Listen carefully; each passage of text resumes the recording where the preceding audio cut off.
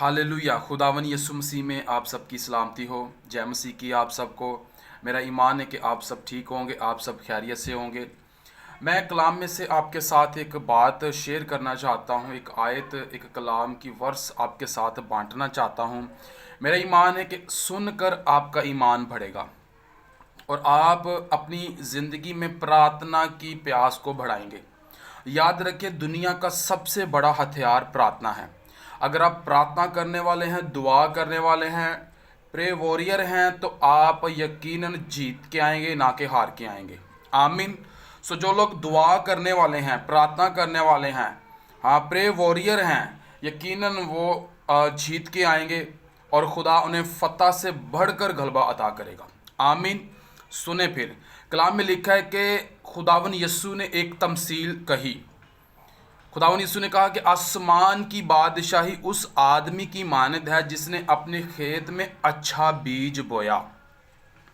बड़े ध्यान से सुने आप अपनी ज़िंदगी में एज ए क्रिश्चियन होने के नाते आप अपनी लाइफ में अच्छा बीज बोते हैं। वो अच्छा बीज आपकी ईमानदारी है, आपकी वफादारी है खुदा के साथ, अपनी फैमिली के साथ, अपने घराने के साथ, अपने जॉब पर, अपने बिजनेस पर। आप खुद में आप एक वफादारी दिखाते हैं, ईमानदारी दिखाते हैं, भरोसा दिखाते हैं। ये आपके लिए एक गुड और अच्छा बीज है। आप बेईमानी नहीं करते, आप खुदा का खौफ, आप खुदा का डर मानते हर बात, हर काम, हर हिस्से में। ये आपके लिए गुड अच्छा बीज है और आप ऐसा रोज़ करते हैं। लेकिन इतना करना नहीं है, इससे ऊपर भी कुछ है।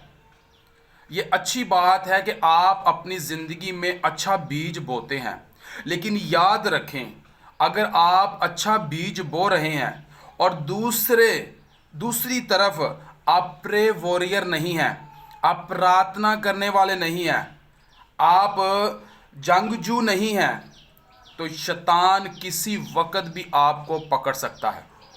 याद रखें, बाइबल में लिखा है कि खुदा ने एक तमसील कही। मत्ती 13वें बाब की 24 आयत में उसने कहा, आसमान की बादशाही उस आदमी की मानद है जिसने अपने खेत में अच्छा बीज बोया। 25 आयत में लिखा, मगर लोगों के सोते में उस का दुश्मन आया और गेहूं में कड़वे दाने बो गया। याद रखें, अच्छा बीज बोया, नो डाउट। अच्छा आदमी, अच्छी सोच, अच्छा किरदार, अच्छा बिहेव, सब कुछ ठीक है। बेईमानी नहीं, झूठ नहीं, ठगी नहीं, फरेब नहीं, ईमानदारी, भरोसा, सब कुछ ठीक है। ये आपके लिए अच्छा बीज है। लेकिन अगर आप प्रे वॉरियर नहीं हैं, अगर आप दुआ करने वाले नहीं हैं, तो याद रखें, शैतान आएगा और आपके गेहूं में, आपकी ईमानदारी में, आपके भरोसे में, आपके ईमान में, आपकी अच्छी वफादारी में वो आकर कड़वे बीज बो जाएगा। Be alert. लिखा है कि लोगों के सोते वक्त, यानी कि अगर आप अपनी लाइफ में सो रहे हैं, है आप ईमानदार, है आप गुड करैक्टर के हैं, आप अच्छे हैं, आप भरोसा रखने वाले हैं, आप अच्छी ज़िंदगी को बसर करने वाले हैं, लेकिन आप प्रार्थना करने वाले नहीं हैं, आप सोने वाले हैं और प्रार्थना करने वाले नहीं हैं, तो शैतान आएगा और क्या होगा कि आपकी गेहूं में, आपकी गुड अच्छी फसल में क्या करेगा, आकर कड़वे दाने बो जाएगा। इसलिए प्रार्थना करना ज़रूरी है। जागो और दुआ करो ताकि आजमाइश में ना पड़ो। इसका मतलब है हमें जागने की ज़रूरत है, हमें प्रे में बढ़ने की ज़रूरत है, प्रे वॉरियर बनने की ज़रूरत है, एक प्रार्थना जंगजू बनने की ज़रूरत है हमें। आप प्रार्थना करेंगे, हर वो कड़वा बीज आपकी ज़िंदगी से, आपकी फैमिली से, आपके घराने से, आपकी जॉब से, आपके बिजनेस से, यस्सु नासरी के नाम से निकल जाएगा। बोलो आमीन। हालेलुया। प्रे वॉरियर बने।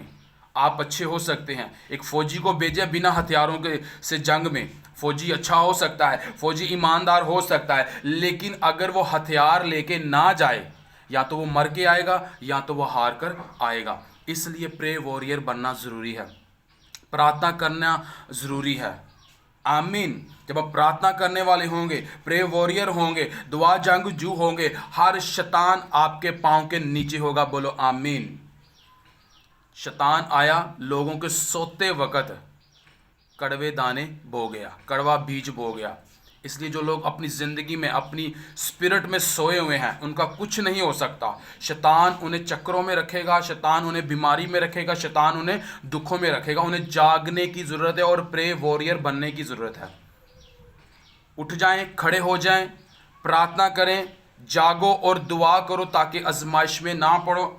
दुआ आपको हमेशा खुदा में मजबूत करती है। दुआ प्रार्थना जो है आपके रिश्ते को स्ट्रॉन्ग करती है खुदा के साथ।